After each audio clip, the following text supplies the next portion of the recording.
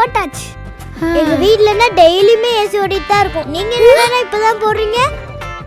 எதுக்குடா ஷாக்கார?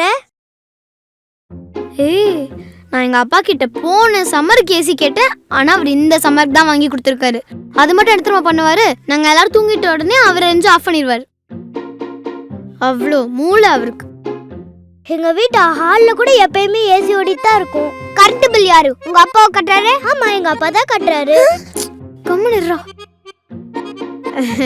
அப்படிதான் கொஞ்சம்.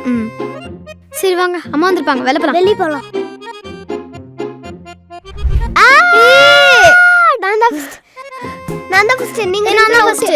நீங்க எல்லாரும் அவுட். எனக்கு ரெஸ்ட் ரூம் இருக்கு. ரெஸ்ட் ரூம் எங்க இருக்கு? உள்ள இருக்கு.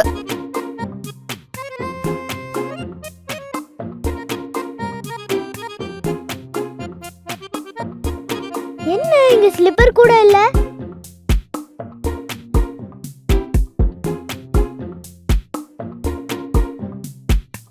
ஹே ஆலியா, பாத்ரூம்க்குள்ள ஸ்லிப்பர் இல்லையா? பாத்ரூம்ல செருப்பு போட்டு வாக்கிங் போற? நான் போனோன்னே உட்காந்துருவேன். எங்க வீட்லனா கிச்சனுக்கு பாத்ரூமுக்கு பெட்ரூம்க்கெல்லாம் ஸ்லிப்பர் வச்சிருப்போம். இங்க என்னன்னா பாத்ரூம்க்கே ஸ்லிப்பர் இல்ல. எங்க வீட்லலாம் 2 செருப்பு தான். ஒன்று சாதா செருப்பு, இன்னொன்று புது செருப்பு. பக்கத்தில் எங்கேனாச்சும் கடைக்கு போனோன்னு வையேன், சாதா செருப்பு. வெளில எங்கேனாச்சும் போனோன்னா புது செருப்பு.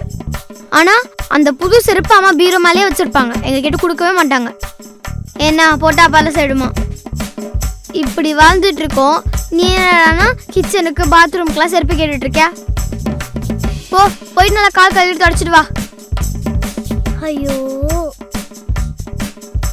என்னடா சொல்லிட்டு இருக்காவ? அதான் எனக்கு தெரியல.